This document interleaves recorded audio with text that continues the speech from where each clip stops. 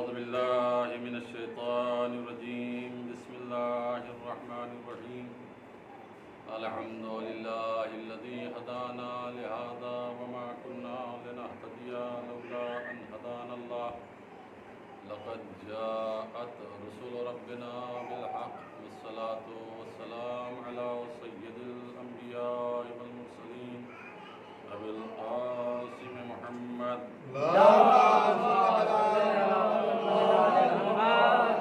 وآله الطيبين الطاهرين المعصومين المظلومين ولعنة الله على أعدائهم أجمعين من الآن إلى قيام يوم الدين. أما بعد فقد قال الله تبارك وتعالى في كتابه الحكيم وفرقانه الحميد وقوله الحق. بسم الله الرحمن الرحيم إنا لننصر رسلنا والذين آمنوا في الحياة الدنيا ويوم يقوم الأشهاد. صلوات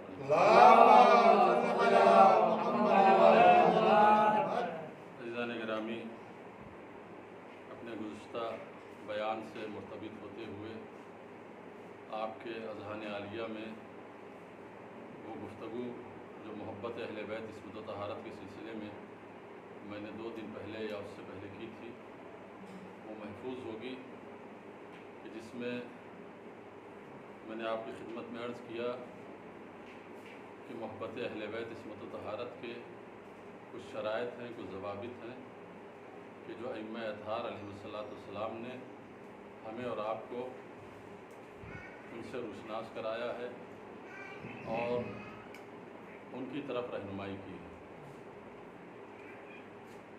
شاید وہ چیزیں آپ کے ذہن میں محفوظ نہ ہوں سلسلے وار، تو صرف تذکر کے طور پر میں اس کو بیان کرتا چلوں کہ پہلی شرط میں نے کیا بیان کی تھی محبت اہل بیت کی؟ پہلی شرط ہے اللہ کے لیے۔ اس کے بعد دوسری شرط تھی کہ اس محبت میں کوئی منت سماجت اور احسان نہ ہو کہ ہم نے بہت بڑا کام کر دیا اہل بیت کے لیے، ہزارہ خدمت کرنے کے باوجود بھی شرمندہ رہیں کہ ہم نے آپ کا حق محبت ادا نہیں کیا۔ اس لیے کہ محبت کی راہوں میں جتنی قربانی ماضی میں لوگوں نے دی ہے یا آج دے رہے ہیں بہت سے افراد، وہ قربانیاں ہم نہیں دے سکے۔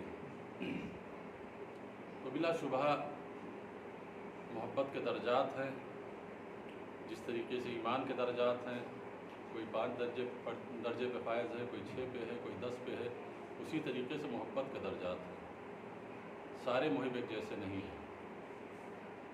تیسری شرط یہ تھی کہ امام نے فرمایا کہ من احبنا فلیعمل بعملنا، اگر تم مجھ سے محبت کرتے ہو تو تم ہمارے جیسا عمل بھی کیا کرو، ہمارے جیسا کام بھی کیا کرو، جو ہمارا کام ہے، جو ہمارا عمل ہے، اس کو فالو کرو، اس پہ عمل کرو، حتی الامکان جہاں تک ہو سکتا ہے کوشش کرو کہ ہمارے راستے پہ چلتے ہوئے ہمارے اعمال کو دیکھو اور اس کی پیروی کرو۔ 8ویں امام رضا علیہ السلام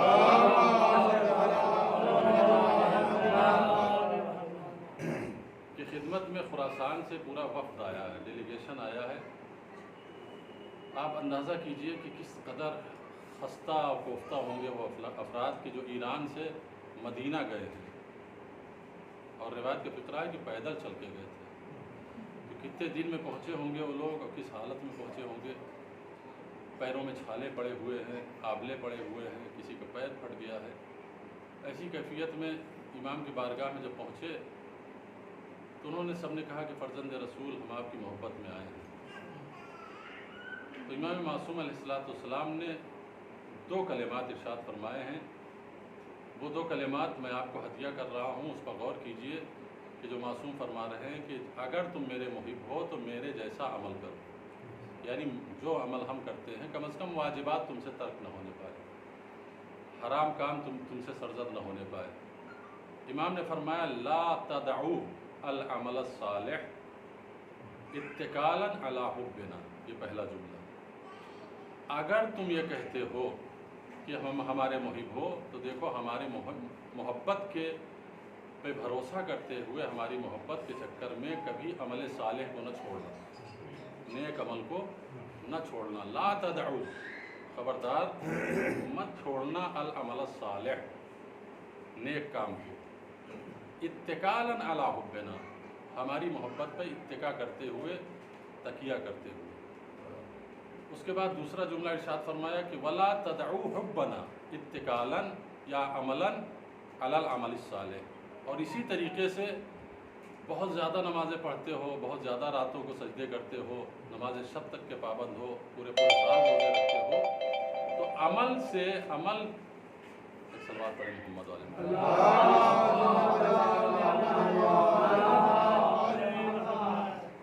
عمل پہ مغرور ہو کر ہماری محبت نہ چھوڑنا، اس لیے کہ یہ دونوں لازم و ملزوم ہیں، جہاں محبت ہوگی وہاں عمل ہونا چاہیے، اور جہاں عمل ہے وہاں محبت ہونی چاہیے۔ ان میں سے کوئی ایک کم ہو گیا تو یا عمل ناقص ہے یا محبت ناقص ہے۔ محبت بدون عمل نہیں ہے، عمل بدون محبت نہیں ہے۔ تو معصوم نے فرمایا کہ عمل صالح پر بھروسہ کرتے ہوئے، اتکا کرتے ہوئے، یہ ہرگز گمان نہ کرنا کہ محبت اہل بیت کوئی چیز نہیں، بس نماز ہی سب کچھ ہے، بس روزہ ہی سب کچھ ہے، یہاں تک کہ نماز شب بھی تمہیں نہیں بخشوا سکتی اگر ہماری محبت نہیں ہے۔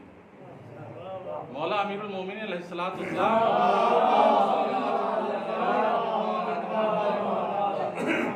نصف شب کے بعد گزر رہے ہیں کوفے کی گلیوں سے، تو نام آیا ہے، بعض روایات میں قمبر کا نام آیا، بعد میں کمیل کا نام آیا ہے، تو کوئی ان دونوں میں سے تھا ساتھ میں۔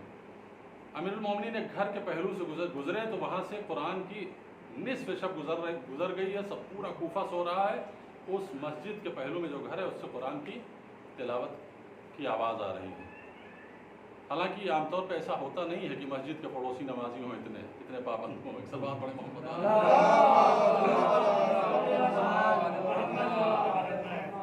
اس لیے کہ مرزا غالب کا شعر یاد آ گیا کہ ایک بندہ کمینہ ہمسائے خدا ہے، وہ کہتا ہے کہ مسجد کے زیر سایہ ایک گھر بنا لیا ہے، مرزا غالب کہہ رہا ہے کہ مسجد کے زیر سایہ ایک گھر بنا لیا ہے، ایک بندہ کمینہ ہمسائے خدا ہے۔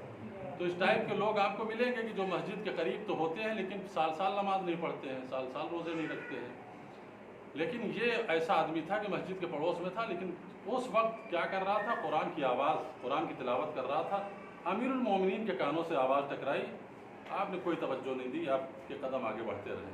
قمبر نے یا کمیل نے جو سنا تو ایک مرتبہ بڑھتے ہوئے قدم ٹھہر گئے، رک گئے، اور بڑے غور سے سن رہے ہیں۔ امن ہوا قانت آلاء اللیل، وہ قرآن کی آیت پڑھ رہا ہے، کمیل کھڑے ہوئے سن رہے ہیں۔ ایک مرتبہ مولا کائنات نے محسوس کیا کہ کمیل پیچھے رہ گئے، میرے ساتھ ساتھ چل رہے تھے، کہاں پیچھے مڑے دیکھا کہ کمیل ٹھہرے ہوئے بہت غور سے سن رہے ہیں۔ امام نے فرمایا کہ کیا سن رہے ہو؟ کہا مولا الحمدللہ، آپ کی مملکت میں دیکھیے کس قدر اسلام کا بول بالا ہے، اور کتنے مومن لوگ ہیں آپ کی حکومت میں کہ یہ قرآن پڑھ رہا ہے نصف شب گزرنے کے بعد، یہ سارا کوفہ سو رہا ہے، لیکن یہ اس کے باوجود نماز شب کا عادی ہوگا، نماز شب پڑھی ہے پھر قرآن پڑھ رہا ہے۔ مولا نے فرمایا کمیل اس کے قرآن پڑھنے میں دھوکے میں نہ آنا، اس کی تلاوت قرآن تمہیں دھوکے میں مبتلا نہ کرے، اس کا قرآن حلق سے نیچے نہیں اترا ہے، یہ جہنمی ہے۔ کل مولا نے کہا تھا یقین تو ہو گیا، لیکن میں سوچ رہا تھا کہ قرآن پڑھ کے بھی انسان جہنم میں جا سکتا ہے۔ یہ نصف شب گزر چکی ہے، نماز پڑھ رہا ہے، نماز شب بھی پڑھی ہوگی، قرآن بھی پڑھ رہا ہے، اور مولا فرما رہے ہیں کہ اس کی گردن کے نیچے سے، حلق کے نیچے سے قرآن نہیں اترا، یہ جہنم میں جائے گا۔ میں نے کوئی بھی بحث نہیں کی، سوال نہیں کیا، مولا کے ساتھ ساتھ چلنے لگا۔ دن گزرتے رہے، ایک موقع وہ آیا کہ جنگ نہروان قائم ہوئی، علی کے دشمن علی کے مقابل میں آئے، مولا کائنات نے سب کو شکست دی، جو بچے تھے بھاگ گئے، کشتوں کے جب پشتے لگ گئے میدان قتال میں، جب جنگ ختم ہو گئی تو مولا امیر المومنین نے کمیل سے کہا کمیل میرے ساتھ آؤ، لے کے ان کشتوں کے درمیان سے گزرنے لگے، ایک لاشے کے قریب پہنچے، مولا نے نو کے شمشیر سے اس لاشے کو پلٹا، فرمایا کمیل پہچانتے ہو اسے؟ کہا مولا نہیں پہچانتا، کہا امن ہوا قانت آلاء اللیل، یہ وہی ہے کہ جو یہ آیت پڑھ رہے تھے۔ تو آپ دیکھیے کہ جو انسان اپنے عبادت پہ بہت زیادہ گھمنڈ کرے، غرور کرے، اہل بیت کو چھوڑ کر، اس کا انجام یہ ہوتا ہے۔ ایک صلوات پڑھے محمد۔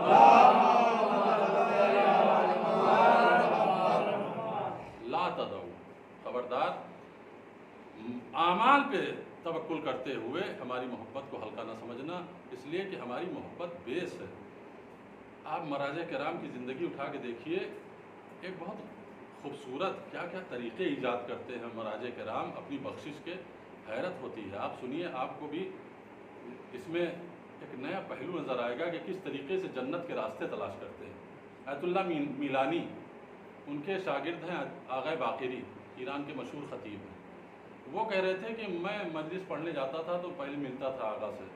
ایک دن ایک مجلس پڑھنے کے لیے نکلا تو سوچا کہ جا کے ملاقات کر لوں۔ محبت کا میں اثر دکھا رہا ہوں کہ محبت کس طریقے سے توسل کیا جائے اہل بیت سے۔ یہ مراجع ہم کو سکھاتے ہیں کہ توسل کے کتنے راستے ہوتے ہیں۔ کہہ لیں گے کہ مجلس سے پہلے میں نے کہا کہ ہم اپنے استاد سے مل لیں، اس کے بعد تھوڑی دیر بات کریں گے، گفتگو کریں گے، کچھ مسائل پوچھیں گے، پھر چلے جائیں گے۔ گئے، دیکھا اکیلے بیٹھے ہوئے ہیں تو بیٹھ گیا میں، کچھ باتیں ہوئیں۔ کہہ لیں کہاں جانے کا ارادہ؟ کہا حضور ایک مجلس کا وعدہ ہے، بس ٹائم ہوا چاہ رہا ہے، آپ سے مل کے جا رہا ہوں مجلس پڑھنے۔ کہہ لیں آج تمہاری مجلس میں جتنے جوان بوڑھے آئیں سب کو میرے پاس لے آنا مجلس ختم ہونے کے بعد۔ میرا موضوع سخن کیا ہے؟ محبت اہل بیت۔ اور یہ محبت اہل بیت بالخصوص عزاداری سید الشہداء کتنی طاقت رکھتی ہے بخشش کے سلسلے میں، اندازہ کوئی نہیں کر سکتا۔ کہا کہ جب مجلس ختم ہو جائے تو اپنے تمام عزاداروں کو جنہوں نے مجلس میں شرکت کی ہے سب کو میرے گھر لے آنا۔ 10 آدمی میرے کمرے میں آئیں گے، میں ان سے باتیں کروں گا، پھر باہر نکلیں گے، پھر 10 آدمی آئیں گے، پھر باتیں کروں گا، اس طریقے سے سلسلہ ہوگا۔ کہا ٹھیک ہے۔ کہا مجلس پڑھنے گیا، 1 گھنٹے کی مجلس ہوئی، اس کے بعد چائے پانی ناشتہ ہوا۔ میں نے اعلان کر دیا کہ آج آپ لوگ جائیے گا نہیں، ہمارے ساتھ آیت اللہ میلانی کے یہاں چلنا۔ مجلس ختم ہو گئی، سارے عزاداروں کو، سارے امام حسین کے چاہنے والوں کو جو مجلس میں شریک تھے، مجلسیوں کو لے کر اپنے ساتھ چلے۔ جب وہاں پہنچے تو اندر گئے، کہ قبلہ سب آ گئے ہیں، بلاؤں؟ تو کہا تم باہر جاؤ، ایک ایک کو بھیجو میرے پاس۔ کہنے لگے کہ میں نے باہر آیا، میں نے کہا کہ بھائی ایک آدمی جائے، کوئی قبلہ بلا رہے ہیں۔ اندر گیا ایک جوان، وہاں تھوڑی دیر بیٹھا، 2 منٹ 3 منٹ 1 منٹ جتنا بھی، اور وہاں سے دھاڑے مار کے روتا ہوا باہر نکلا۔ تھوڑی دیر کے بعد پھر دوسرے کو بھیجا، پھر تیسرے کو۔ کہنے 10 آدمی جب جا چکے اندر اور سب روتے ہوئے واپس آ رہے ہیں تو مجھے حیرت ہوئی کہ قبلہ کر کیا رہے ہیں کہ جو جا رہا ہے سب روتا ہوا آ رہا ہے۔ تو جو میں اندر گیا تو میں نے دیکھا کہ ان کے یہاں سامنے کفن رکھا ہوا ہے، اور جو اندر جاتا ہے اس سے پوچھتے ہیں کہ تم حسین سے محبت کرتے ہو؟ تو وہ کہتا ہے ہاں محبت کرتا ہوں۔ تو پوچھتے ہیں کہ کتنی محبت کرتے ہو؟ تو کہتا ہے بہت زیادہ محبت کرتا ہے۔ کہا بہت زیادہ محبت کی نشانی کیا ہے تمہارے پاس؟ حسین کا نام سنو گے تو آنکھوں سے آنسو آ جائیں گے تمہارے۔ پتہ نہیں کیا کرب تھا، کیا لہجے میں ان کی تاثیر تھی، جیسے حسین کہتے تو رونے لگتے تھے سامنے والے۔ کہا ہاں جیسے کہ میں حسین کا نام سنتا ہوں میں رونے لگتا ہوں۔ اور واقعی وہ جوان رونے لگتا تھا۔ جیسے جوان روتا تھا تو کہتے تھے میرے قریب آؤ۔ وہ قریب آتا تھا تو اس کی بہتے ہوئے آنسو سے اپنے کفن کو تر کرتے تھے۔ جتنے بھی جوان تھے 60 70 یا 100 جتنے بھی رہے ہوں گے سب روئے، سب کے آنسوؤں کو کفن میں انہوں نے جمع کر لیا۔ اب آغا باقری کہتے ہیں کہ جب سب چلے گئے تو میں نے کہا قبلہ آپ مرجع تقلید، آپ صاحب رسالہ، آپ شریعت اسلامی کے قانون کے پابند، آپ اس قدر کیا کر رہے ہیں یہ؟ تو کہا سنو، نہ مجھے توضیح المسائل پہ بھروسہ ہے، نہ اپنی نمازوں پہ بھروسہ ہے، نہ اپنے روزے پہ بھروسہ ہے۔ اگر بھروسہ ہے تو عزاداروں کے بہتے ہوئے آنسوؤں پہ بھروسہ ہے کہ یہ جو آنسو ہماری کفن سے مس ہوئے ہیں یہ قبر کے عذاب کو ہم سے کوسوں دور کر دیں گے۔ ایک صلوات پڑھ دے محمد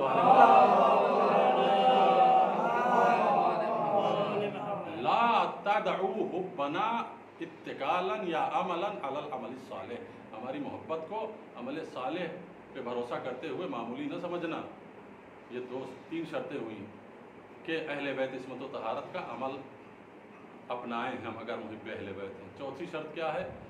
حارث حمدانی ہے مولا کائنات کے پاس، کہنے کہ مولا ہم آپ سے محبت کرتے ہیں۔ مولا نے فرمایا ان کنت صادقا، اگر تم سچے ہو تو فلا تخاصمنی ولا تلاعبنی ولا توادعنی ولا ترافعنی، اگر مجھ سے محبت ہے تو دیکھو کبھی ہم سے مخاصمہ نہ کرنا۔ مخاصمہ کا مطلب کیا ہے؟ ہم 4-5 لوگ جب بیٹھتے ہیں تو ایک دوسرے پہ آواز بلند کرنے لگتے ہیں، کوئی کچھ کہتا ہے تو ہم اس سے بلند آواز سے بات کرتے ہیں کہ نہیں تم غلط کہہ رہے ہو، اس کو کیا کہتے ہیں؟ مخاصمہ کہتے ہیں۔ مولا فرما رہے ہیں کہ اگر ہماری محبت ہے تو ہم سے مخاصمہ نہ کرنا، یعنی جو ہم بات کریں تو ہم سے بحث نہ کرنا، ہم سے الجھنا نہیں، فوراً آمنا و صدقنا کہہ کے قبول کر لینا۔ ولا تلاعبنی، اور ہم کو کھیل کا ذریعہ قرار نہ دینا، کوئی ایسی حرکت نہ کرنا کہ لوگ کہیں کہ کن کے چاہنے والے ہیں، یہ بڑے ہی بد تہذیب ہیں، بڑے بے ادب ہیں، بڑے جاہل ہیں، بڑے گنوار ہیں۔ تمہارے حلیے سے، تمہارے کیریکٹر سے، تمہارے کردار سے یہ لگے کہ تم علی کے چاہنے والے ہو، اپنے عمل سے ہمارا کھیل کا سبب نہ بننا تمہارا وجود۔ اور اس کے بعد کیا فرمایا؟ ولا توادعنی، اور ہم کو ہمارے درجے سے نیچے نہ لے آنا، جو ہمارا مقام ہے عصمت کبریٰ کا، اس عصمت کبریٰ سے نیچے نہ لانا۔ اس لیے کہ بہت سے لوگ ہیں کہ جو آج کتابیں لکھ رہے ہیں، تقصیر کر رہے ہیں اہل بیت عصمت و طہارت کی شان میں، اور ٹائٹل کتاب کا رکھ رہے ہیں کہ علماء اسلام اہل بیت عصمت و طہارت کے لیے جملہ لکھا جا رہا ہے۔ علماء کہاں اور اہل بیت کہاں؟ علماء اہل بیت جب آپ کہیں گے تو ہم جیسے جاہل ذہن میں آتے ہیں۔ اہل بیت فرما رہے ہیں کہ نہیں، ہم کو ولا توادعنی، ہم کو پست نہ کرنا، جو ہمارا مقام ہے اس مقام پہ رکھنا۔ اور دوسرا جملہ کیا؟ ولا ترافعنی، ہم کو ہمارے درجے سے بلند نہ کرنا۔ قولوا فینا ما شئتم، جو بھی تمہارا دل چاہے ہمارے بارے میں کہو۔ ولا تقولون ربا، اور ہرگز ہم کو خدا نہ کہنا، ہم کو رب نہ کہنا۔ تم ہم کو معصوم کہہ سکتے ہو، امام کہہ سکتے ہو، صاحب کبریٰ کہہ سکتے ہو، صاحب اعجاز کہہ سکتے ہو، انبیاء سے بزرگ کہہ سکتے ہو، لیکن ہم کو رب نہ کہنا، نہ ہم کو درجے سے گھٹانا، نہ ہم کو درجے سے بلند کرنا۔ درجے سے بلند کرنے کا بھی اختیار ہم کو نہیں ہے۔ اب کوئی صاحب کھڑے ہو جائے مصلی پہ کہیں کہ 2 رکعت نماز پڑھتا ہوں قربتاً لامام حسین، یہ درجے سے بلند کرنا ہے، قربتاً لعلی نہیں ہے، قربتاً رسول اللہ نماز نہیں ہوتی، قربتاً لحسین نہیں ہوتی۔ اسی سے مولا منع کر رہے ہیں کہ خبردار تم ہم کو ہمارے درجے سے بلند نہ کرنا۔ میں نے باقاعدہ سنا ہے ایک آدمی کہہ رہا ہے کہ تم نماز پڑھو، جب روضہ امام حسین میں جاؤ اور نماز کی نیت کرو کہ 2 رکعت نماز پڑھتا ہوں قربتاً الی الحسین۔ استغفر اللہ رضی اللہ۔ آپ دیکھیے کس قدر مذاق ہے۔ وہ حوالہ بھی دے رہا ہے کہ توضیح اس میں مفاتیح الجنان میں یہ روایت موجود ہے چھٹے امام کی۔ جھوٹا، سراسر جھوٹ۔ امام جعفر صادق پہ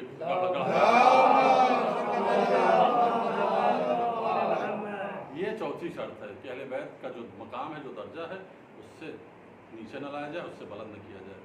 اور 5ویں شرط کیا ہے؟ یہ بہت اہم ہے۔ 5ویں شرط یہ ہے کہ دیکھو خبردار کسی کو بھی دنیا میں اہل بیت سے زیادہ ترجیح نہ دینا، نہ اپنی اولاد کو، نہ اپنے ماں باپ کو۔ تمہارے ماں باپ بھی اگر تمہیں جلوسوں میں جانے سے روکیں تو نہ رکنا۔ کیوں؟ اس لیے کہ وہاں پہ اہل بیت کا اور تمہارے والد کا ٹکراؤ ہو رہا ہے۔ تمہارے باپ بھی اگر مجلس میں جانے سے روکیں تو نہ ان کی بات ماننا۔ کیوں؟ اس لیے کہ اہل بیت فرسٹ ہیں اور والدین کا نمبر سیکنڈ پہ آتا ہے۔ اہل بیت کے مقابل میں کسی کو ترجیح نہ دینا۔ ایک خوبصورت حدیث یاد آ گئی، ایک صلوات پڑھیں محمد علیہ۔ رسول اللہ کے پاس ایک شخص آیا، کہنے لگا یا رسول اللہ میں بیعت کرنا چاہتا ہوں آپ کی، میں اسلام قبول کرنا چاہتا ہوں۔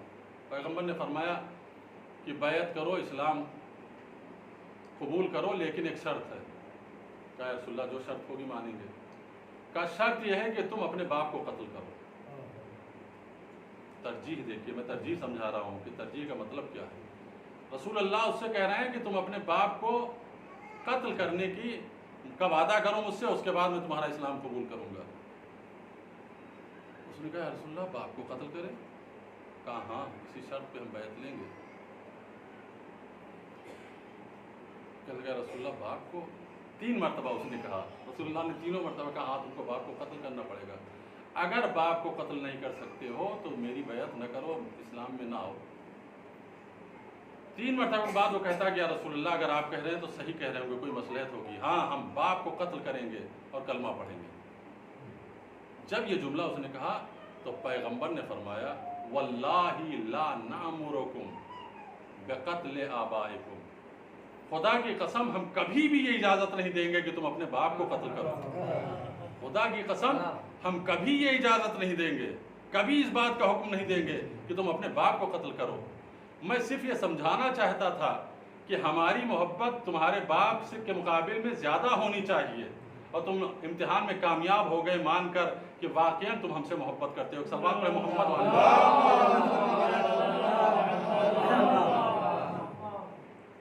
تو اہل بیت عصمت و طہارت کی محبت کو ترجیح دے۔ یہ محبت کے سلسلے سے ایک بات تھی جو رہ گئی تھی۔ آج کا میرا موضوع گفتگو موضوع سخن یہاں سے شروع ہوتا ہے کہ دیکھیے جب آپ قرآن کریم کی تلاوت کریں گے تو آپ کو ایک لفظ بار بار کئی مقام پہ ملے گا، کم و بیش 16 مقامات پہ یہ لفظ استعمال ہوا ہے جس کو کہتے ہیں سنت۔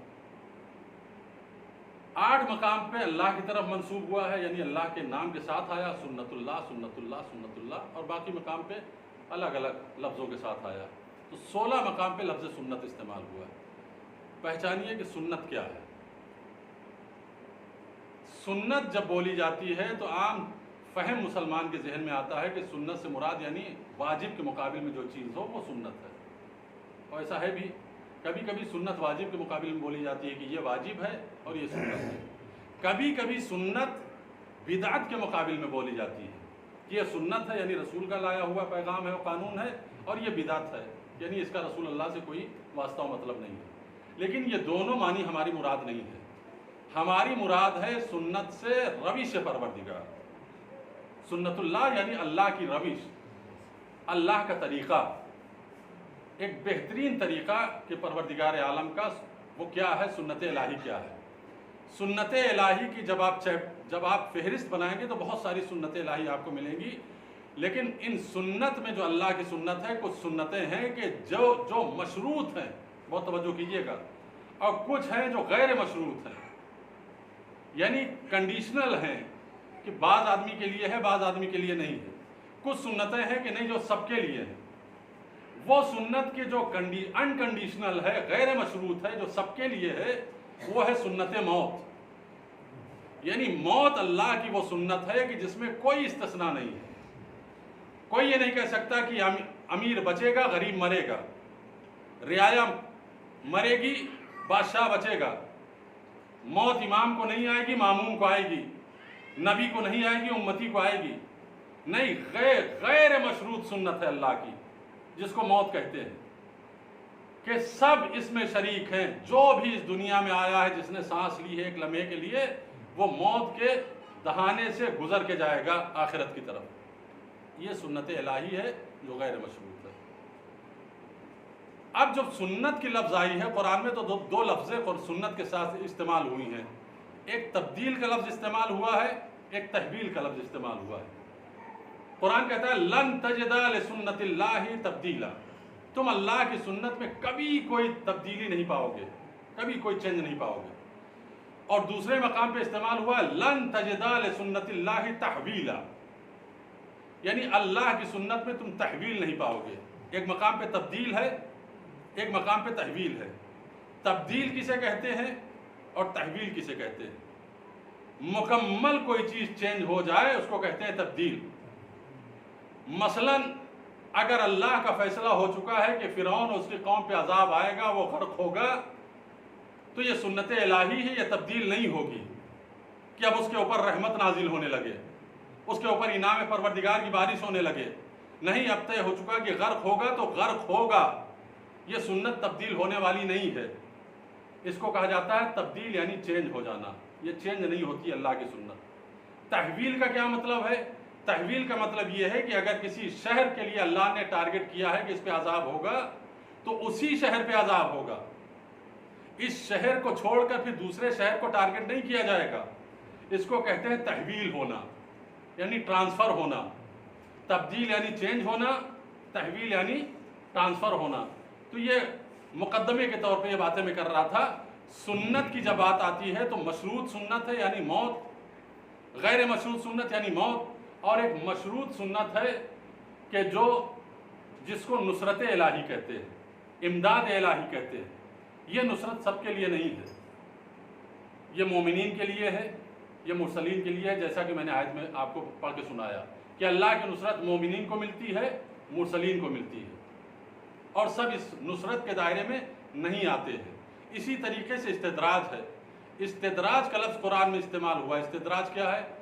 یعنی کسی انسان کو اللہ نعمتیں عطا کرے، جو مانگے اس کو دیتا چلا جائے، اولاد، پراپرٹی، زندگی، صحت، علم، امن، سلامتی، جو مانگتا جا رہا ہے اللہ اس کو دیتا جا رہا ہے۔ ادھر اس بندے کا کردار یہ ہے کہ جتنی نعمت بڑھتی جا رہی ہے اس کا گناہ بڑھتا جا رہا ہے۔ پہلے شرابی نہیں تھا، اب شراب بھی پینے لگا۔ پہلے جوا نہیں کھیلتا تھا، اب نعمت دولت ملی تو جوا بھی کھیلنے لگا۔ اب اس کا گناہ بھی دولت کے حساب سے، جیسے دولت بڑھتی جا رہی ہے ویسے اس کا گناہ بڑھتا جا رہا ہے۔ تو جب نعمتوں کے اضافے کے بعد انسان گناہ کرنے لگتا ہے اور اس گناہ کے نتیجے میں اللہ کا جو عذاب آتا ہے، اس عذاب کو استدراج کہتے ہیں۔ توجہ کریں آپ، اس عذاب کو استدراج کہتے ہیں۔ اسی لیے امام حسین کی مشہور دعا ہے کہ جو قنوت میں آپ پڑھتے تھے کہ اللہم لا تستدرجنی بالاحسان، اے اللہ مجھے استدراج کے ذریعے بلاؤں میں گرفتار نہ کرنا۔ توجہ، سمجھ گئے استدراج کا مطلب؟ یعنی ہم کو استدراج میں مبتلا نہ کرنا، گناہوں کے احسان کے ذریعے کی طرح احسان ہوتا چلا جائے اور ہمارا گناہ بڑھتا چلا جائے۔ یہ ہم کو اور آپ کو تعلیم دیا جا رہا ہے کہ جب نعمتیں ملیں تو گناہ نہیں بلکہ اس کا شکر بڑھتا چلا جائے، اس کی عبادت بڑھتی چلی جائے، اس کا تذکرہ بڑھتا چلا جائے۔ وَلَا تُعَذِّبْنِي بِالْبَلَا، اور اے اللہ بلا کے ذریعے سے مجھے ادب نہ کرنا، مجھے تعذیب نہ کرنا۔ تو یہ استدراج اللہ کی سنت ہے، لیکن یہ سب کے لیے ہے؟ کیا سب کے لیے ہے استدراج؟ نہیں، کچھ لوگوں کے لیے استدراج ہوتا ہے، اللہ نعمتیں دیتا ہے، ان کو عذاب میں بھی مبتلا کرتا ہے۔ کچھ لوگ جو نعمتیں پاتے ہیں اللہ کو نہیں بھولتے ہیں، اس کے قوانین کی مخالفت نہیں کرتے ہیں، اپنی قابلیت نہیں بگاڑتے ہیں کہ جو کچھ ہے میری محنت سے ہے، میرے علم سے ہے، میری قابلیت سے ہے، وہ استدراج سے بچ جاتے ہیں۔ تو یہ استدراج اللہ کی وہ سنت ہے جو کنڈیشنل ہے، کسی پہ آئے گی کسی پہ نہیں آئے گی۔ آج بھی دیکھ لیجئے بہت سارے اللہ کے بندے ایسے ہیں کہ جن کو اللہ نے سب کچھ دیا ہے، ساری نعمتوں سے نوازا ہے، لیکن عذاب ان کے اوپر نہیں آتا ہے۔ اور بہت سے ایسے ہیں کہ جن کے اوپر پہلے خوب نعمتوں کی بارش کرتا ہے اور اس کے بعد ان کا دہانے زندگی تنگ کر دیتا ہے اور ان کو موت کے آغوش سے دوچار کر دیتا ہے۔ بہت ساری مثالیں ہیں۔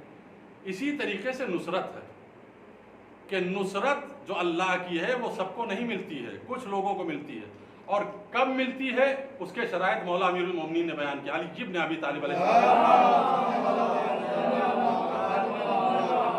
مولا نے فرمایا انصر دین اللہ بقلبک ولسانک ویدک، اگر تم اللہ کے دین کی مدد کرو گے اپنی زبان کے ذریعے، اپنے دل کے ذریعے، اپنے ہاتھوں کے ذریعے، تو اللہ کی بھی نصرت تمہیں شامل حال ہوگی۔ جب تم نصرت کرو گے اس کے دین کی تو اللہ کی بھی نصرت تمہارے شامل حال ہوگی۔ دین کی نصرت سے مراد کیا ہے؟ دین کی نصرت سے مراد یہ ہے کہ اگر آپ کے پاس علم ہے تو پیغام الہی کو نشر کریں، اگر آپ کے پاس دولت ہے تو پیغام الہی کے نشر کے لیے دولت کو صرف کریں، جیسا کہ آپ مجلسوں کے ذریعے سے امام حسین علیہ السلام کے صدقے میں اللہ کے پیغام کو عام کرتے ہیں۔ یہ کیا ہے؟ یہ دین کی مدد ہے۔ یہ مجلس نصرت دین ہے، یہ مجلس نصرت اسلام ہے، یہ مجلس نصرت توحید ہے۔ جب آپ مدد کریں گے اس مجلس کے ذریعے سے تو اللہ کی مدد آپ کے شامل حال ہوگی۔ ایک صلوات پڑھیں محمد والا۔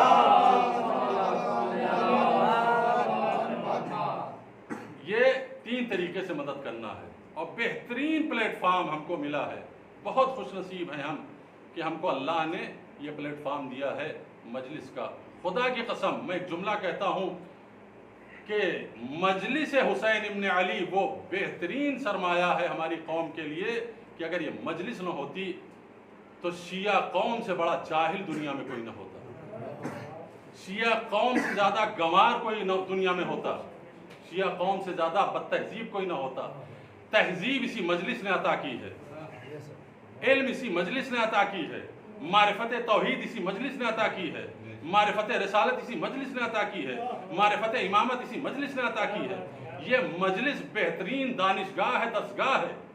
ہر درسگاہ میں کچھ عمروں کی قید ہوتی ہے، یہ حسین کی اوپن یونیورسٹی ہے کہ جس میں کسی عمر کی کوئی قید نہیں ہے، بوڑھا بھی اس میں ہے، جوان بھی اس میں ہے، بچے بھی اس میں ہیں، مرد بھی اس میں، عورتیں بھی اس میں توحید کا درس دیا جا رہا ہے، اس میں رسالت کا پیغام پہنچایا جا رہا ہے، اس میں امامت سے روشناس کرایا جا رہا ہے، اس میں حلال الہی بیان ہو رہا ہے، اس میں حرام الہی بیان ہو رہا ہے، پورا دین اسلام کا قانون سمجھایا جا رہا ہے۔ یہ مجلس نہ ہوتی تو نہ جانے کتنا برا حشر ہوتا ہمارا۔ سلام ہو حسین اور شہدائے کربلا کے روح پاک پر کہ انہوں نے اتنا بڑا پلیٹ فارم ہم کو دیا کہ جس کی وجہ سے ہم انسان کہلانے کے لائق ہوئے، ورنہ انسان بھی نہ ہوتے، ہمیں لباس پہننے کا سلیقہ نہ ہوتا، ہمیں کھانا کھانے کی تمیز نہ ہوتی۔ جیسے اور قومیں جانوروں کی طرح راستہ چلتے ہوئے کھانا کھاتی ہیں ویسے ہم بھی کھاتے، لیکن حسین ابن علی کے فرش اعضا نے ہم کو بتایا کہ تم انسان ہو، بیٹھ کے کھانا کھایا کرو، اشرف المخلوقات ہو، تمہیں ادب سے بات کرنی چاہیے۔ یہ کون بتاتا ہے؟ شیعہ قوم کی بے حسی کا عالم تو یہ ہے کہ پوری قوم میں 99% پوری قوم مر جاتی ہے، پوری زندگی ایک مذہبی کتاب ختم نہیں کر پاتی۔ یہ حقیقت ہے کہ نہیں ہے؟ پیدا ہونے سے لے کر دم مرگ ہمارے قوم کا جوان بوڑھا ایک مذہبی کتاب ختم نہیں کر پاتا ہے، اور ایک مذہبی کتاب پہ 100 روپے کا بجٹ نہیں رکھتا ہے کہ ہم 500 روپے یا 100 روپے مذہبی کتاب خریدنے کے لیے رکھیں گے الگ، جب لکھنؤ جائیں گے تو کوئی اچھی کتاب لگے گی تو خرید لیں گے۔ ہر چیز پہ جو ہزاروں روپے خرچ کر دیتا ہے گٹکے اور پان پر، مسالے پر، وہ مذہبی کتاب نہیں پڑھتا ہے۔ میں جاہل کی بات نہیں کر رہا ہوں، پڑھے لکھوں کی بھی بات کر رہا ہوں، پڑھے لکھے نہیں پڑھتے کتاب۔ ذرا سوچئے کہ حشر کیا ہوتا ہمارا اگر یہ مجلس بھی نہ ہوتی۔ جس قوم میں کتاب پڑھنے کا رواج نہ ہو، جس قوم میں مطالعہ کرنے کا رواج نہ ہو، وہ کتنی جاہل ہوتی، کتنی پستی میں جاتی۔ حسین ابن علی کا صدقہ نہیں تو کیا ہے؟ ایک صلوات پڑھیں محمد والے محمد۔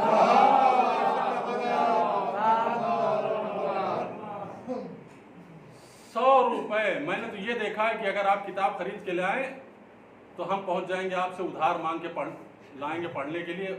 یہ تو ہے ہمارے اندر دمخم کہ ادھار پہ ہم پڑھ سکتے ہیں، لیکن کبھی اپنی جیب سے کتاب نہیں خرید سکتے۔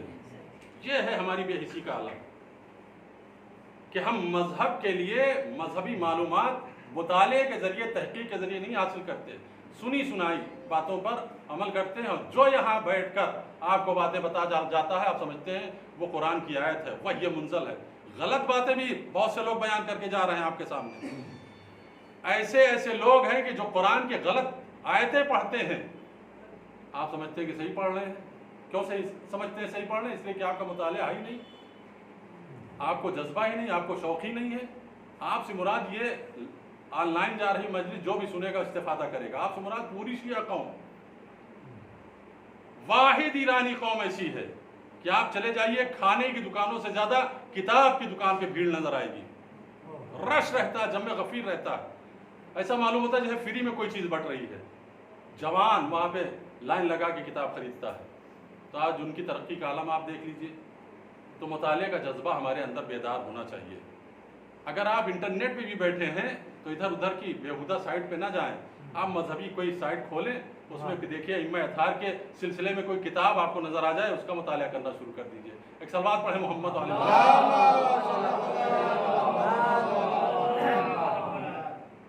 اہل بیت عصمت و طہارت نے یہ بہترین ہم کو پلیٹ فارم دیا ہے۔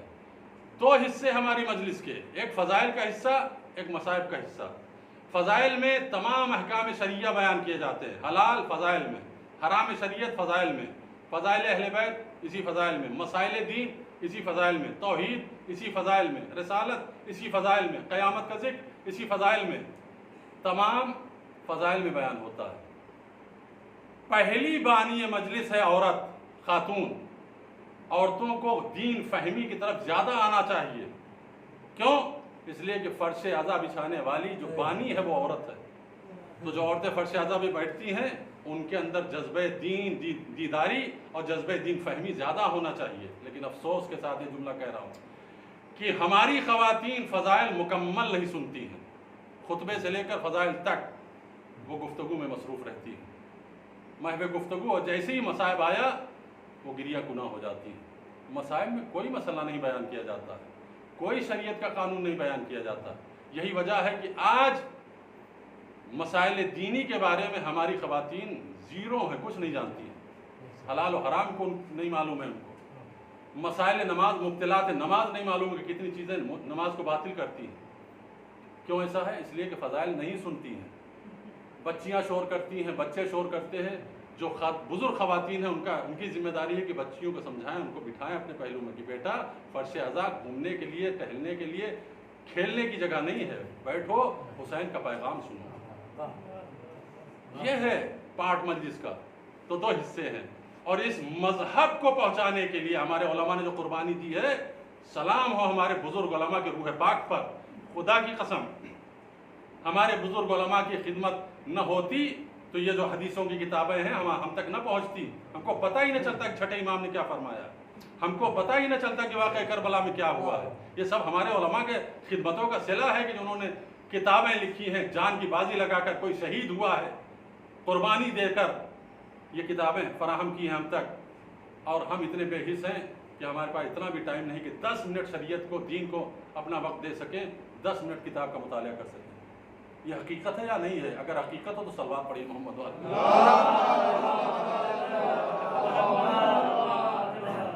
اب میں دکھانا چاہتا ہوں کہ کیسی خدمت کی ہے ہمارے علماء نے۔ آیت اللہ امینی معرکۃ الآراء کتاب، کہ جس کا جواب آج تک مذہب مخالف کی طرف سے نہیں لکھا جا سکا ہے۔ آیت اللہ امینی کی مشہور کتاب الغدیر، بہت سارے واقعات ہیں اس میں، وہ تفصیل نہیں بیان کروں گا، صرف ایک واقعے کی طرف آپ کو اشارہ کر رہا ہوں، آپ کی طرف، کہ دیکھیے کہ کس قدر دین کی انہوں نے خدمت کی ہے۔ ہمارے ہندوستان میں بھی علماء نے کم خدمت نہیں کی ہے۔ ہمارے ہندوستان کے بزرگ علماء کے نام سے بھی آپ واقف نہ ہوں گے۔ آیت اللہ سید حامد حسین موسوی، ولایت امیر المومنین میں ایران و عجم میں، جب میں ایران میں مطالعہ کر رہا تھا، پڑھ رہا تھا، تو وہاں کے علماء کی زبان سے اپنی کانوں سے سنا ہے کہ وہاں کے مراجع کہتے تھے کہ ایسی کتاب ولایت امیر المومنین میں آج تک نہیں لکھی گئی جیسی حامد حسین موسوی ہندی نے لکھی ہے، ابقات الانوار نام کی۔ تو یہ خدمات ہیں ان کے، جو امیر المومنین کی ولایت پہ کتابیں لکھی گئی۔ اسی طریقے سے الغدیر کا کوئی جواب نہیں ہے۔ اس کے رائٹر علامہ امینی، ان کو سعودیہ کے بادشاہ نے دعوت پہ بلایا کہ آپ ہمارے یہاں آئیے، ہمارے یہاں مہمان رہیے اور ہمارے ساتھ دسترخوان میں بیٹھ کے کھانا کھائیے۔ یہ پہنچ گئے، لیکن پہنچنے کے بعد انہوں نے شرط رکھی کہ دیکھو آپ دوسرے بھی اپنے مذہب کے بھی علماء کو بلائیں گے، اہل سنت بھی آئیں گے، تو میں آپ سے شرط رکھتا ہوں کہ کھانا صرف کھاؤں گا اور کھا کے واپس چلا جاؤں گا، کوئی بھی مذہبی گفتگو نہیں ہوگی،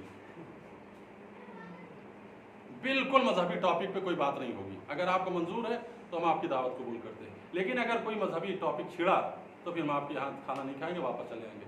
اس نے کہا ٹھیک ہے، ہم سارے علماء کو منع کر دیں گے، خبردار کوئی مذہب پہ بات ہی نہ کرے، نہ امامت پہ، نہ رسالت پہ، نہ توحید پہ۔ کہ ٹھیک ہے، تب میں آؤں گا۔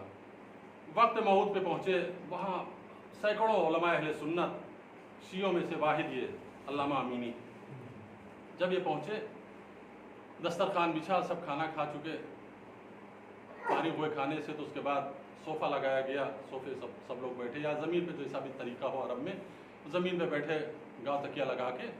ایک مرتبہ بادشاہ نے کہا کہ قبلہ آپ نے مذہبی گفتگو سے منع کیا ہے، تو میں اس پہ کاربند ہوں، اس پہ پابند ہوں، میں کوئی گفتگو کسی بھی عالم دین کو اجازت نہیں دیتا ہوں کہ کرے، لیکن میں اگر آپ اجازت دیں تو علماء سے کہوں کہ ایک ایک حدیث سنا دیں، اس میں تو کوئی اعتراض نہیں ہونا چاہیے۔ بہت غور سے سنیے گا، ایک ایک حدیث سنا دیں، اس پہ تو آپ کو کوئی اعتراض نہیں ہونا چاہیے۔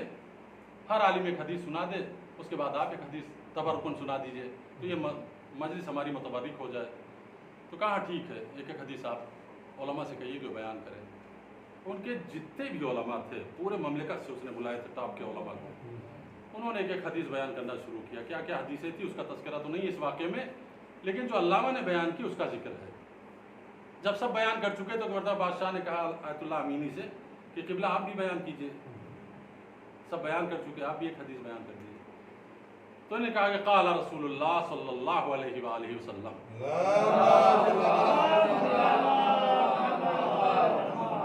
من ماتا ولم یعرف امام زمانہ ماتا میتتن جاہلیہ، جو کوئی مر جائے اپنی دور کے امام کو پہچانے بغیر وہ جاہلیت کی موت مرے گا۔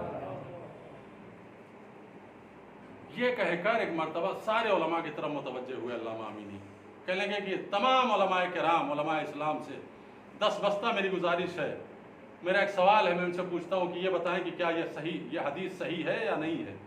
سارے علماء نے کہا نہیں، ہاں بالکل صحیح ہے، سنی کتابوں میں بھی یہ حدیث موجود ہے، شیعوں میں بھی موجود ہے، رسول اسلام کی مستند حدیث ہے، اس کا کوئی انکار نہیں کر سکتا۔ کہا ٹھیک، آپ نے مان لیا کہ حدیث مستند ہے؟ کہا ہاں مان لیا۔ کہا میرا دوسرا سوال، اس کا جواب دے دیجیے۔ کہا پوچھئے۔ کہلیں یہ بتاؤ کہ شہزادی کونین فاطمۃ الزہرا کا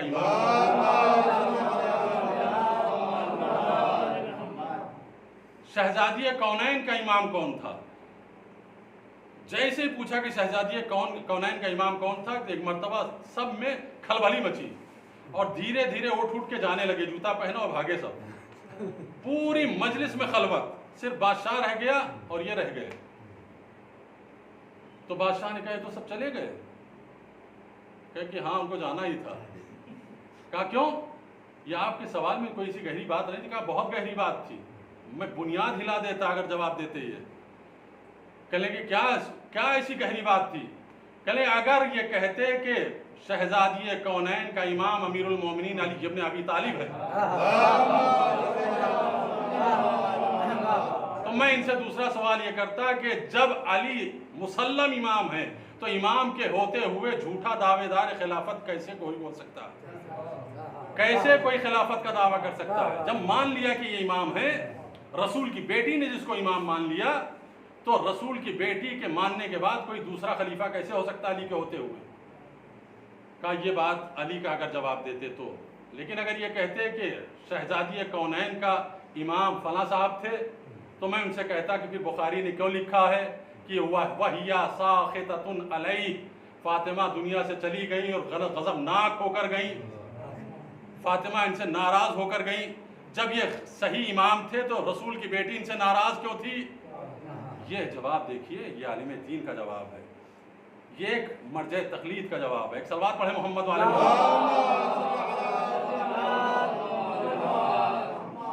بات سے بات نکلتی جا رہی، پھر ایک واقعہ ان کا یاد آ گیا، علامہ امینی کا۔ علامہ امینی نے اسی غدیر میں لکھا، الغدیر میں ایک واقعہ لکھا ہے کہ جامی بہت بڑا عالم دین گزرا ہے اہل سنت کا، وہ ممبر پہ بیٹھا ہوا اپنے علم کے نشے میں مخمور اور دعویٰ کر رہا سلونی سلونی قبل ان تفقدونی، پوچھو جو کچھ پوچھنا ہے پوچھو پوچھو۔ سارا مجمع خاموش تھا، پیچھے سے ایک عورت اٹھی، اس نے کہا کہ قبلہ اجازت ہے میں پوچھوں؟ کہاں پوچھو؟ کہا کہ نہیں آپ دعویٰ واپس لے لیجئے، بہتر یہی ہے کہ دعویٰ واپس لے لیجئے۔ کہا کہ نہیں میرا وہی دعویٰ ہے۔ کہا نہیں، جو دعویٰ کرتا ہے وہ ذلیل ہوتا ہے، میں نے تاریخ دیکھی ہے، یہ علی ابن ابی طالب کا مخصوص دعویٰ ہے، جو کوئی دعویٰ کرتا ہے وہ ذلیل ہوتا ہے، آپ دعویٰ واپس لے لیجئے۔ کہا تجھے پتہ نہیں ہے میرے علم کی گہرائی کیا ہے، پوچھ جو کچھ پوچھنا ہے۔ اس نے کہا قبلہ یہ بتائیے کہ جناب سلیمان نبی کے ہاتھوں پر جو چینٹی تھی وہ نر تھی یا مادہ؟ یہ آپ سوال دیکھیے کس قدر چکرا دینے والا سوال ہے۔ وہ جب کہہ رہا ہے کہ سلونی قبل ان تفقدونی، پوچھو جو کچھ پوچھنا ہے، وہ عورت کھڑی ہو کے کہتی ہے کہ آپ بتائیے کہ صرف اتنا بتا دیجئے کہ سلیمان پیغمبر کے ہاتھوں میں جو چینٹی آئی تھی وہ نر تھی یا مادہ؟ لا حول ولا قوت الا باللہ، کیسی جاہل عورت ہے! ایک عالم دین سے ایسا گھٹیا سوال کیا جاتا ہے؟ بتاؤ، ایک تو اول میں وہاں تھا ہی نہیں، اگر تھا ہوتا بھی تو مجھے کیا پتا کہ چیٹی کیا ہے، نر ہے کہ مادہ، مجھے کیا شناخت؟ کہا تمہیں نہیں پتا لیکن مجھے پتا ہے کہ وہ کیا تھی۔ آپ غور کیجئے کس قدر ڈیپلی مطالعہ ہے قرآن کا اس عورت کا۔ وہ علی ابن ابی طالب کے چاہنے والے ایسے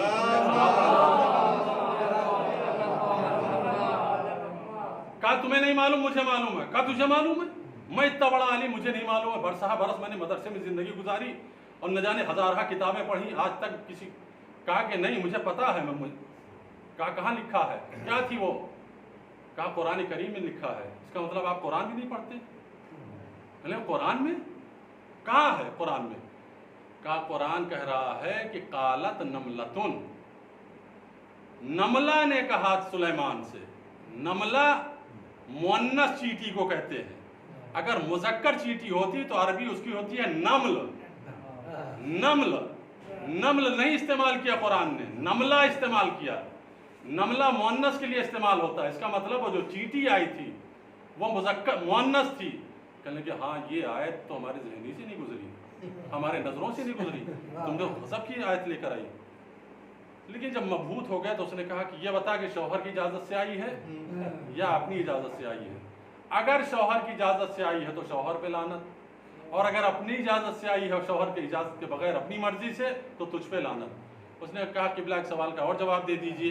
وہ بی بی جو گئی تھی مولا امیر المومنین کے مقابل میں, ان کے بارے میں کیا خیال ہے؟ ایک صلوات پڑھے محمد والے محمد. یہ بزرگ عالم دین ہے کہ جو جب پہنچتے تھے مولا امیر المومنین کی بارگاہ میں, عشق امیر المومنین میں اس قدر سرشار تھے. ان کی کتاب ہی بتاتی ہے کہ ڈوبے ہوئے تھے امیر المومنین کے عشق میں, ملنگ تھے اہل بیت عصمت طہارت کی محبت میں. عشق نہ ہو تو اتنی عظیم کتاب کوئی لکھ ہی نہیں سکتا, اور ادھر سے عطا نہ ہو تو قلم چل ہی نہیں سکتا. امیر المومنین نے عطا کی ہے. یہ جب روزے میں جاتے تھے امیر المومنین کتنی چیخ مار کتنی زور سے روتے تھے کہ پورے حرم میں جتنے لوگ ہوتے تھے سب گریاں گناہ ہو جاتے تھے, سب رونے لگتے تھے. یہ علامہ کون؟ علامہ امینی ہے. تو ہمارے بزرگ علماء کی بڑی خدمات ہیں کہ جو بیان کبھی ہم سوچتے ہیں کہ موقع ملے تو اس کو بیان کریں. ایک صلوات پڑھیں محمد والے.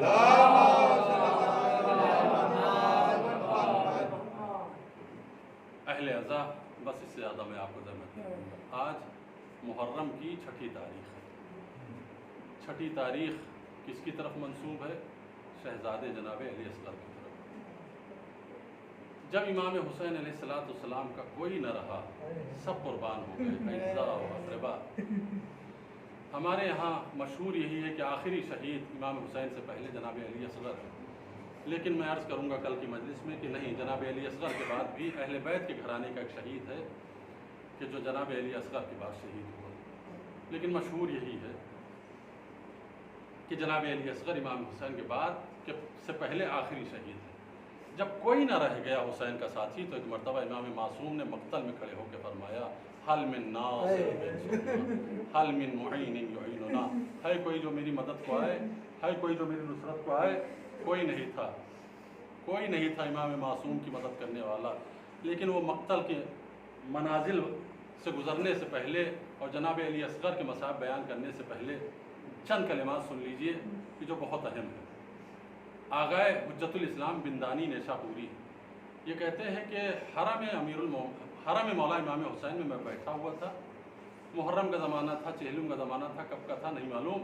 کہتے ہیں کہ حرم میں بیٹھا ہوا تھا کہ میں نے دیکھا کہ میرے سامنے ایک عورت ہے, جوان عورت ہے, اس کے آغوش میں شیرخوار بچہ ہے, اور وہ بچہ شیرخوار بہت ہی بے قراری سے رو رہا ہے. جب وہ روتا ہے تو ماں کھڑی ہو جاتی ہے اور کھڑی ہو کر اسی حرم کے صحن میں چلنے لگتی ہے, اور جب بچہ تھوڑا سا خاموش ہوتا ہے تو پھر بیٹھ جاتی ہے.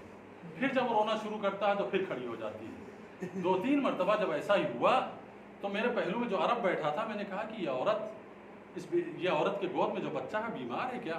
کہا نہیں بیمار نہیں ہے. کہا پھر یہ بچہ اتنی بے قراری سے رو کیوں رہا ہے؟ کہا یہ پیاسا ہے. کہا یہ پیاسا ہے. کہا یہ پیاسا ہے تو اس کی ماں کو دودھ پلانا چاہیے, یہ دودھ کیوں نہیں پلا رہی ہے اپنے بچے کو؟ تو کہا قبلہ آپ کہاں سے تعلق رکھتے ہیں؟ کہا میں ایرانی ہوں. کہا اچھا اسی لیے آپ کو نہیں معلوم, میں عرب ہوں, بتاتا ہوں. یہ عراق, یہ کربلا کے قریب ایک دیہات ہے, وہاں کے لوگ ہیں. ان کا عقیدہ یہ ہے کہ جب حرم میں اپنے شیرخوار بچوں کو لاتے ہیں تو دودھ نہیں پلاتے. جب امام حسین کے حرم میں لے کر اپنے بچے کو آتے ہیں تو بچہ چاہے جتنا بلک رہا ہو, چاہے جتنا فریاد کر رہا ہو, چاہے جتنا تڑپ رہا ہو, یہ اپنے بچوں کو دودھ نہیں پلاتے ہیں. کہا ایسا کیوں؟ کہا اس لیے کہ یہ کہتے ہیں کہ اسی حرم میں حسین کے سینے پہ 3 دن کا پیاسا علی اصغر سو رہا ہے. یہ شرمندہ ہے علی اصغر سے, اس لیے اپنے بچوں کو پانی نہیں پلاتے ہیں, دودھ نہیں پلاتے ہیں. اہل عزا, یہ شیرخوار بچہ ہے. کہ جب حسین کا نعرہ استغاثہ بلند ہوا تو ایک مرتبہ خیمے میں کوہرام بپا ہوا. حسین در خیمہ پہ آئے, فرمایا بہن زینب کس لیے گریا ہو رہا ہے؟ فرمایا بھیا علی اصغر نے اپنے کو جھولے سے گرا دیا ہے. امام معصوم نے فرمایا اللہ میرے بیٹے کو میری گود میں دو. علی اصغر کو لے کر مقتل کی طرف چلے. وہ سارے مناظر آپ کی نظروں کے سامنے ہیں کہ آبا کا سایہ کیا کہ تاکہ بچے کے اوپر دھوپ نہ پڑ سکے.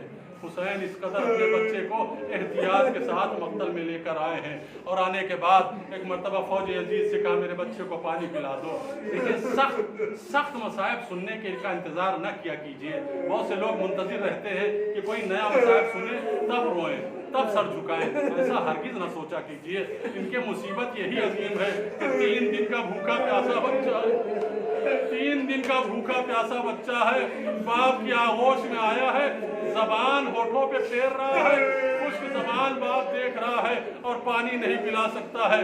کہ ایک مرتبہ امام معصوم آئے اور فرمایا کہ فوج نابکار, اگر تمہاری نظروں میں میں خطاوار ہوں, میں گنہگار ہوں, تو اس بچے نے کوئی خطا نہیں کی, اس کو پانی پلا دو. لیکن اس کو کوئی اثر نہ ہوا.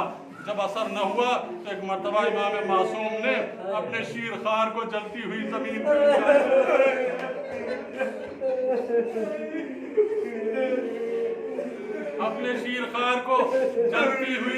پہ لٹایا.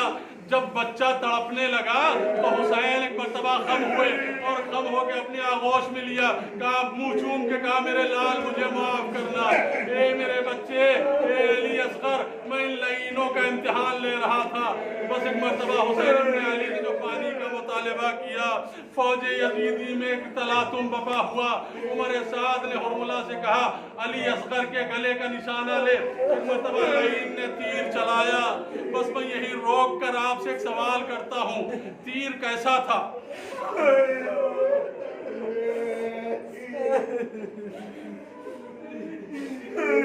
کیسا تیر جو بار بار آپ نے سنا ہے نا مجلسوں میں, 3 پھل کا تیر, 3 پھل کا تیر. یہ 3 پھل کے تیر امام حسین کے سینے پہ بھی مارا گیا, جناب عباس کے جسم پہ مارا گیا. آپ کو معلوم ہے جب یہ 3 پھل کا تیر چلا تو حسین گھوڑے پہ سنبھل نہ سکے. یہ 3 پھل کا تیر جب چلا تو ابو الفضل عباس گھوڑے پہ سنبھل نہ سکے. ارے جو تیر حسین کو گھوڑے سے گرا دے, جو تیر عباس کو گھوڑے سے گرا دے, وہ تیر چھوٹے سے گلے پہ مارا گیا.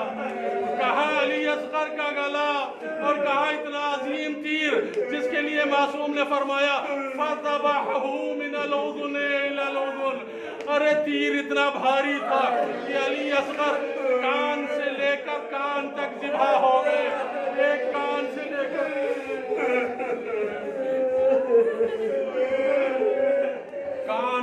کر کان تک ذبح ہو گئے. فَذَبَحَهُ مِنَ الْأُذُنِ إِلَى الْأُذُنِ. علی اصغر تیر کھا کے مسکرائے. علی اصغر کو یہ بھی نہیں معلوم تھا کہ تیر کھا کے مسکرانا چاہیے یا رونا چاہیے.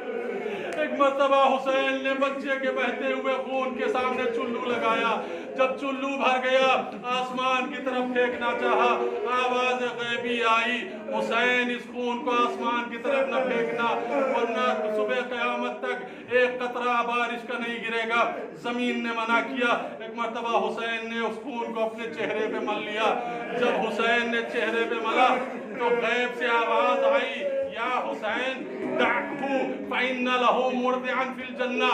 حسین گھبراؤ نہیں, بچے کو جلدی جنت میں بھیجو, اس کے لیے جنت میں دایا موجود ہے, جنت میں دایا موجود ہے. مختار کے سامنے حرملہ کو پکڑ کے لایا گیا ہے. مختار پوچھتے ہیں کہ بتا کبھی تجھے گریہ آیا ہے, کبھی کربلا کے واقعے پہ صدمہ ہوا ہے, کبھی تو رویا ہے؟ کہا ہاں ایک مقام پہ صدمہ ہوا ہے. یہ اس قاتل کا جملہ ہے جس نے علی اصغر کو ذبح کیا ہے. وہ کہتا ہے کہ ہاں ایک مقام پہ مجھے رونا آیا. کہا کون سا موقع تھا؟ کہا جب میں نے دیکھا کہ بیٹا باپ کی آغوش پہ ذبح ہو گیا تو حسین سر جھکائے ہوئے انا للہ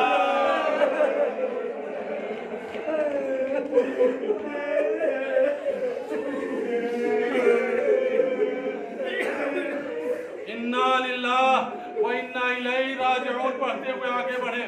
ہمارے یہاں اعمال عاشورہ میں 7 مرتبہ آگے جاتے ہیں اور پیچھے آتے ہیں۔ ہرملہ کہتا ہے کہ میں نے اپنی آنکھوں سے دیکھا کہ حسین آگے بڑھے، وہاں درِ خیمے پہ رباب نظر آ گئی، جیسے حسین نے دیکھا شرمندہ ہوئے، پیچھے ہٹے۔ حسین جب پیچھے ہٹے تو میں بہت شرمندہ ہوا۔ اس طریقے سے بہن حسین نے رباب کو دیکھ کر پیچھے قدم پیچھے کر لیے کہ کہیں ماں پوچھے گی کہ اے میرے مولا میرے بچے کو پانی پلا رہا ہے۔ قاتل رویا ہے، قتل کرنے والا کہہ رہا ہے کہ یہ منظر دیکھ کے میں رویا۔ ایک مرتبہ حسین ابن علی پہنچے، شہزادی نے کہا مولا میرے بچے کو پانی پلا لائے۔ حسین نے ابا کا دامن ہٹایا، ماں نے دیکھا، فرمایا امثلک ینہر، اے میرے لال کیا تجھ جیسے بچے بھی نہر کیے جاتے ہیں۔ اس کے بعد حسین نے اپنی ذوالفقار سے پشت خیمہ پہ ایک چھوٹی سی قبر کھودی، پانی نہیں تھا، قبر بنانے کے بعد اتنا روئے کہ آنسوؤں سے قبر تر ہو گئی۔ ایک مرتبہ اٹھنا چاہتے تھے کہ ایک مرتبہ پیچھے سے کسی نے کہا السلام علیک یا ابا عبداللہ۔ حسین نے کہا بھائی عالم غربت میں سلام کرنے والے تم کون ہے؟ اس نے کہا میں قاصد صغرا ہوں، آپ کی بیٹی کا خط لایا ہوں، علی اکبر کو صغرا نے سلام کیا ہے۔ حسین نے فرمایا اے بھائی مدینے جانا تو کہہ دینا، اے صغرا میں اس وقت پہنچا جب پورا گھرانہ قربان ہو چکا، پورا گھرانہ شہید ہو گیا۔ سیعلم الذین ظلموا أي منقلب ينقلبون وآخر دعوانا الحمد لله ربنا تقبل منا إنك أنت السميع العليم۔ پروردگارہ ہمارے اس مختصر سے اعمال کو قبول فرما۔ رب کریم مومنین جہاں جہاں بھی آباد ہم کی عزت آبرو جان مال اولاد کی حفاظت فرما، جو بے روزگار ان کو برسر روزگار فرما۔ رب کریم تجھے واسطہ ہے لبت عصمت و طہارت کا، ہمارے مولا کے ظہور میں تعجیل فرما۔